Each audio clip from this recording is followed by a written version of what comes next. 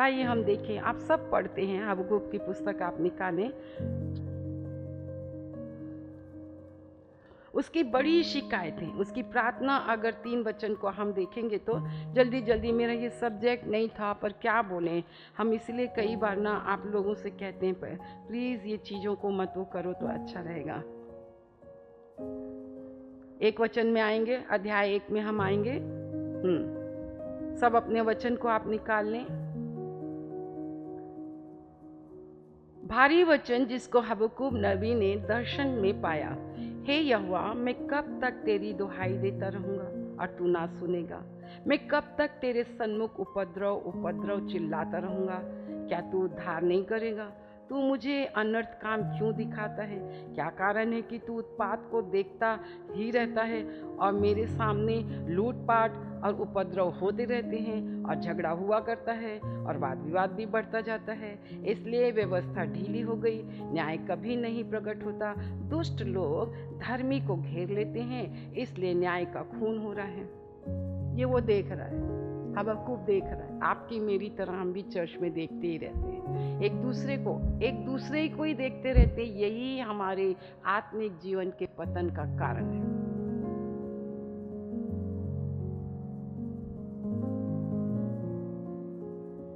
दूसरा, उसने कहा क्या है अन्याय की शिकायत? इस्राएल में अन्याय हो रहा है, वो कह रहा अन्याय हो रहा है। विश्वासघातियों को तू क्यों देखता रहता है? तू अन्यायियों को क्यों देखता रहता है? क्यों देखता रहता है कि दुष्ट जो है वो धर्मी को निगल रहा है? क्यों देख रहा है तू कि निर्दोष तो इतना दुख उठा रहा है और तू चुपचाप रहता है? वो शिकायत कर रहा है परमेश्वर से, वो शिकायत कर रहा है। पर परमेश्वर का भी जवाब है। देखो वहां पे लिखा है परमेश्वर का उत्तर, जाति जाति की ओर चित्त लगा कर देखो और बहुत ही चकित हो, क्योंकि मैं तुम्हारे ही दिनों में ऐसा काम करने पर हूँ कि जब वह तुमको बताया जाए तो तुम उसकी प्रतीति ना करोगे। देखो मैं कसदियों को उभारने पर हूँ कि वो क्रूर और उतावली करने वाली जाति है, जो पराये वास स्थानों के अधिकारी होने के लिए पृथ्वी भर में फैल गए हैं। वे भयानक और डरावने हैं, वे आप ही अपने न्याय की बड़ाई और प्रशंसा के कारण हैं। उनके घोड़े चीतों से भी अधिक वेग से चलने वाले हैं, सांझ को आहेर करने वाले हुंडारों में से अधिक क्रूर हैं। उनके सवार दूर दूर तक कूदते फांदते आते हैं, हाँ वे दूर से चले आते हैं, आहेर पर झपटने वाले उकाब के समान झपट्टा मारते हैं। ये सब के सब उपद्रव करने के लिए आते हैं। सामने की ओर मुख किए हुए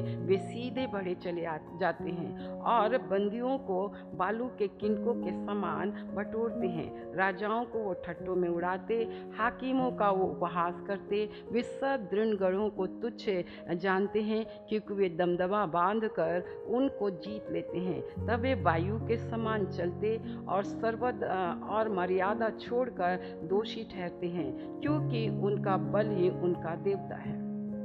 ठीक है, ये परमेश्वर हबक्कूक को जवाब दे रहा है। हबक्कूक परमेश्वर से शिकायत कर रहा है अन्याय, जैसे हम अपने परिवार, रिश्ते, नातों, किसी ने बोल दिया, बॉस ने बोल दिया, ऐसा कर दिया, ऐसा कर दिया, ये सब है। आपको अन्याय लग रहा है, आपको उपद्रव लग रहा है, आपको भेदभाव लग रहा है, आपको पक्षपात लग रहा है। प्रश्न, ऐसा क्यों कि धर्मी दुख उठा रहा है, अधर्मी ये हो रहा है? बोले उनका बल ही उनका देवता है। संसार में जितने भी लोग हैं उनका बल ही है। अब हबक्कूक का पुनः शिकायत देखो क्या लिखा है। हे मेरे प्रभु यहोवा, हे मेरे पवित्र परमेश्वर, क्या तू अनादिकाल से नहीं है? इस कारण हम लोग नहीं मरने के। हे यहोवा, तूने उनको न्याय करने के लिए ठहराया है। हे चट्टान, तूने उनको उल्हाना देने के लिए बैठाया है। तेरी आंखें ऐसी शुद्ध हैं कि तू बुराई देख ही नहीं सकता और उत्पात को देख कर चुप नहीं रह सकता। फिर तू विश्वासघातियों को क्यों देखता रहता है? तू दुष्ट निर्दोष को और जब दुष्ट निर्दोष को निगल जाता है तब तू क्यों चुप रहता है? तू क्यों मनुष्य को समुद्र की मछलियों के समान और उन रेंगने वाले जंतुओं के समान बनाता है जिन पर कोई शासन करने वाला नहीं? वह उन सब मनुष्यों को बंसी से पकड़कर उठा लेता, जाल में घसीटता, महाजाल में फंसा लेता है। इस कारण वो आनंदित और मगन है। इसलिए वह अपने जाल के सामने अपने जाल के सामने बलि चढ़ाता और अपने महाजाल के आगे धूप जलाता है, क्योंकि उन्हीं के द्वारा उसका भाग मुपुष्ट होता है, उसका भोजन चिकना होता है। परंतु क्या वो जाल को खाली करने और जाति जाति के लोगों को लगातार निर्दयता से घात करने से हाथ न रोकेगा? अब देखो, हबक्कूक को परमेश्वर फिर उत्तर दे रहा। दूसरा अध्याय, ध्यान से पढ़ना, ध्यान से सुनना। हाँ, मैं अपने पहरे पर खड़ा रहूंगा और गुम्मट पर चढ़ कर ठहरा रहूंगा, ताकता रहूंगा कि मुझसे वह क्या कहेगा। मैं अपने दिए हुए उल्हाने के विषय में क्या उत्तर दूं? यहोवा ने मुझसे कहा, दर्शन की बातें लिख ले, वरन पटियाओं पर साफ साफ लिख ले कि दौड़ते हुए भी वो सहज से पढ़ी जाए, क्योंकि इस दर्शन की बात नियत समय में पूरी होने वाली है, वरन उसके पूरे होने के समय वेग से आता है। इसमें धोखा ना होगा, चाहे इसमें विलंब भी हो तो भी उसकी बाट जोहते रहना, क्योंकि वो निश्चय पूरी होगी और उसमें देर ना होगी। दर्शन की बात अगर परमेश्वर की ओर से है, वो निश्चय ही पूरी होगी, उसमें कभी देर नहीं होगी। इसमें क्या करना है? आपको उठते बैठते चलते फिरते दौड़ते आपको बोलते रहना है, आपको पढ़ते रहना है, आपको कहते रहना है। ठीक है? दर्शन की बात जो प्रभु ने आपसे कहा है, आपके लिए कहा है, उसको ना एक कान से सुन के दूसरे कान, हम भी कई बार सोचते हैं कितनी अच्छी अच्छी बातें परमेश्वर बोलता है, पर वो शक्ल जस की तस है, एटीट्यूड जस की तस है। आपकी इबादत भी वैसी है, आपका चर्चाना भी वैसी है, आपका गीत गाना ऐसी है, उसमें कोई फर्क नहीं है, उसमें कोई फर्क नहीं है। क्या पता आप विश्वास नहीं कर पाते हैं, क्या पता आप उसको यहीं पे छोड़ के चले जाए। मैंने वही बोला ना, अगर ऑल्टर कॉल दिया है, यहाँ पर पश्चाताप के लिए उभारा गया है, परमेश्वर की आत्मा ने आपके घायल हृदय को देखा है, उसने कहा मेरे पिता ने मेरा अभिषेक किया है कि मैं घायल हृदय को चंगा करूं, उनके घावों में पट्टी बांधूं। तसल्ली तो तेरी ही बातों में है। मतलब हम क्या के दूसरे आ रहे थे, हम आ गए, हमें इन सब बातों को, अगर आप बीमार नहीं थे तो आपको आना ही नहीं था। अगर तुम आए और परमेश्वर की सामर्थ ने तुम्हें छुआ, तो जब तुम अपने स्थान से जा रहे थे तो वो घायल वस्त्र यहीं उतरे हैं। ये मेरा विश्वास है, जैसी तुमने माफी मांगी ना, उसी घड़ी उसकी शांति से तुम भर जाते हो। तो जब मेरे अंदर शांति आ गई, पहले लिखा है ना, चेहरा आपका प्रकट कर देता है, तो खेद चेहरे से प्रकट हो गया। जब खेद दूर हो गया तो शांति भरी, तो चेहरे में। इसका मतलब आपका धन्यवाद बढ़ गया, परमेश्वर ने आपका क्या कर दिया, आपका इलाज कर दिया। पर अगर आप आए और वैसे ही चले गए, तो इसका मतलब है तुमने झूठी पश्चाताप किया, तुमने माफ़ी ही नहीं मांगी। क्योंकि मैं ये सोच नहीं सकती कि अगर हमने किया और हमें शांति ना मिले, फिर परमेश्वर क्यों बोलेगा, हम क्यों बोलेंगे, परमेश्वर क्यों देखेगा, हम क्यों करेंगे, हम क्यों हैं कि मैंने बोला ना, हमें क्या जरूरत है, परमेश्वर हमको कैसे भी करेगा। योना को वो चाहता तो उसको तर्शीश जाने ही नहीं दे, बोले जा बेटा जा, तू जा, तुम झिटाई, तुम मकर, तुम क्या सोचते हो, तू जा, तू मेरे अनुग्रह से मेरे प्रेम से नहीं समझ रहा, तेरे को इतना ही तो बोलना, जाके उनसे कह दे मन फिरा लो, पश्चाताप कर लो, क्योंकि तुमको क्या होना है, तुमको परमेश्वर नाश करने पर है। अपने मन में कह रहा है मैं जाऊंगा, मैं बोलूंगा, फिर उन लोग क्या करेंगे, पश्चाताप कर लेंगे, मन फिरा लेंगे, और फिर सब लोग बोलेंगे झूठा नबी आया, झूठा नबी आया, झूठा। हमारे जीवन में न शैतान ऐसे ही काम करता है, हमको अपनी प्रेस्टीज की पड़ी रहती है। क्या है हम, मेरा वजूद क्या है, विदाउट गॉड, विदाउट जीसस कौन आपको जानता है। और आज भी अगर यीशु मेरे अंदर है तो वो उसकी महानता है, अगर वो मेरा इलाज कर रहा है तो वो उसकी महानता है, ये उसकी महानता है। हम परमेश्वर का धन्यवाद करते हैं। इसमें मैं क्या हूं, मैं कुछ नहीं, मेरे को तो उसी समय खुश हो जाना चाहिए था। देखो मेरे खेदित हृदय को मेरे प्रभु ने देखा, मेरे खेदित हृदय को मेरे प्रभु ने देखा, मेरे खेदित हृदय को परमेश्वर ने देखा। मेरे को तो उसी समय मेरा पूरा सर से लेकर पूरे नखून तक का मेरा तो सारा दर्द और पीड़ा चले जाना चाहिए था। समझ रहे हैं ना इस बात को, आपको समझना है। और अगर ऐसा नहीं है, बोले अरे बुआ तो ऐसे देख लेती है। परमेश्वर ने नहम्याह से तेरे मुंह में उदासी क्यों छाई है? राजा ने पूछा।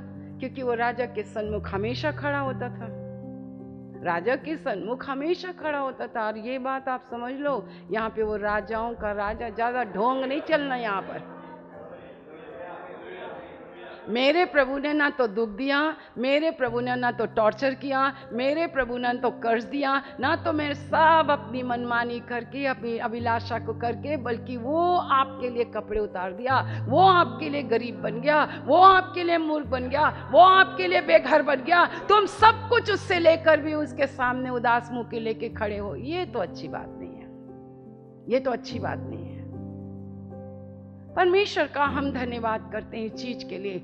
परमेश्वर है, वो हमको चाहता है कि तुम मेरी स्तुति करो, मेरी आराधना करो।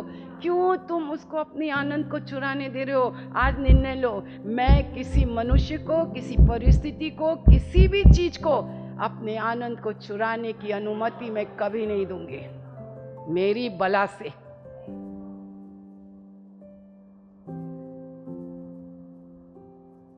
समझ रहे हैं आप इस चीज को?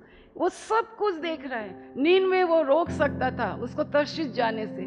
तू जा, मैं तेरे को बताता हूँ। आप लोग, कई लोग ऐसे ही हैं जिंदगी में। जब घमंड टूटता नहीं है ना, स्वयं की धार्मिकता टूटती नहीं है ना, अपने आप को हम श्रेष्ठ, मैं, तो प्रभु कहता नहीं, एक ही मैं हूँ, वो है यीशु मसीह। ऑल हमें ना ऐसा नहीं होना चाहिए। परमेश्वर का हमको एक मन होना है, एक चित होना। कल ही हमने इतनी अच्छी शिक्षा हुई प्रार्थना में, उस भाई ने कैसे क्रम से, मुझे बहुत अच्छा लगा। क्योंकि जैसा हम सुनते, हम सुने, हमने उसको कभी प्रार्थना नहीं बनाया। हमने कभी, आप क्या सोचते हो परमेश्वर काम करेगा? नहीं, वो आपको निकाल बाहर करेगा। आज ही मैंने देखा, परमेश्वर ने ऐसे लोगों को निकाल देता है, हटा देता है। आप कभी मत सोचना, कभी मत सोचना। इसलिए बहुत ही ज़्यादा जो अनुग्रह और जो कृपा आपको मिली है ना, उस अनुग्रह, उस कृपा को आप बेकार ना जाने दें। आप बिल्कुल बेकार ना जाए। उसके फजल पर आपको कृपा ही मिल गई ना, धन्यवाद प्रभु। मेरे यीशु का जन्म क्यों हुआ है? राज सिंहासन पाने के लिए, मान पाने के लिए, सम्मान पाने के लिए। क्यों हुआ मेरे यीशु का जन्म? पाप बनने के लिए, टॉर्चर होने के लिए, लहूलुहान होने के लिए। वो तो अपने प्रभु, अपने परमेश्वर के लिए। हम भी आत्माओं को परमेश्वर के पास लाने के लिए हम परमेश्वर का बहुत धन्यवाद करते हैं। हालेलुया। दुष्ट का विनाश तो जरूर होगा अपने घर में। आइए तीसरे अध्याय में हम जाएंगे।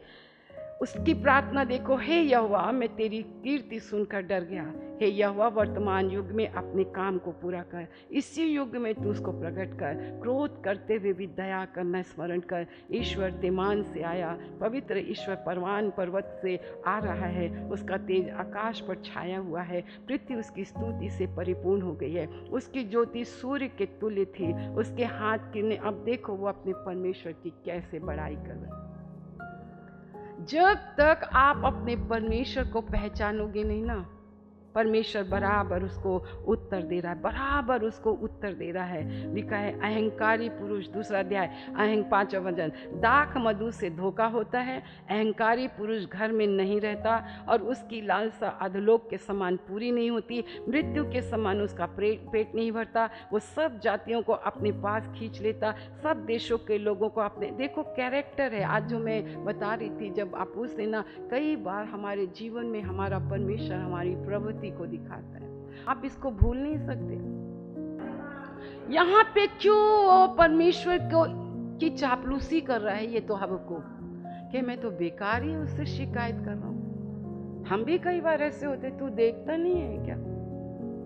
अरे तो तेरे को आंख तो मैंने दिया है ना, मैं तेरे को देखता हूँ, मैं उसको थोड़ी ना देखता। तू उसको देखती रहती, मैं तो तेरे को देखता हूँ। मैं तेरी प्रवृत्ति को देखता हूँ, मैं तेरे विचारों को देखता हूँ, मैं तेरे को ही देखता रहता हूँ। बोले मैं ही ठीक हूँ, यही गलत है, मैं ठीक हूँ, यही गलत है। अरे मैं तो इतना ठीक हूँ, ये मेरा पति तो, मेरे बच्चे तो, अरे मैं ठीक हूँ। अरे तुम ही ठीक होते तो फिर क्या बात था, शिकायत ही नहीं होती।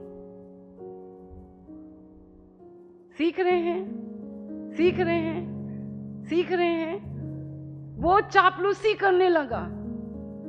जैसे मैं ही देख रहा हूँ, इसराइलियों के पाप मैं ही देख रहा हूँ, इसराइली अंधेर कर रहे हैं मैं ही देख रहा हूँ, अन्याय मैं ही देख रहा हूँ। मैं एलिय्याह को भी अच्छा दिया, बोले देख एक मैं ही बचा हूं, तू ही बचा है। ये तू सोच रहा है तू बचा है, अभी 7,000 लोग भी ऐसे भी हैं जो तू नहीं देख रहा है।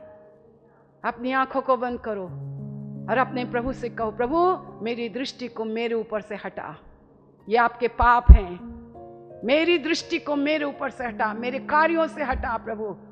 मैं अपने विश्वास के कर्ता और सिद्ध करने वाले प्रभु को, जिस समय आप अपने आप को देखने लग जाओगे ना, आपको दूसरों से ज्यादा अपने पाप नजर आने लग जाएंगे। हम विनती करते हैं इस तेल और छल के लिए, यीशु के नाम से यीशु का लहू बचाए, यीशु के नाम से यीशु का लहू बचाए, यीशु के नाम से यीशु का लहू बचाए। और जब वो लोग पिए तो सचमुच में वो चंगे हो जाए, वो चंगे हो जाए। हमारे परमेश्वर पिता का प्रेम, प्रभु यीशु मसीह का अनुग्रह और पवित्र आत्मा की सहभागिता जब तक यीशु बात न आए हम सबों के ऊपर होती रहे। और एक साथ कहें आमीन आमीन।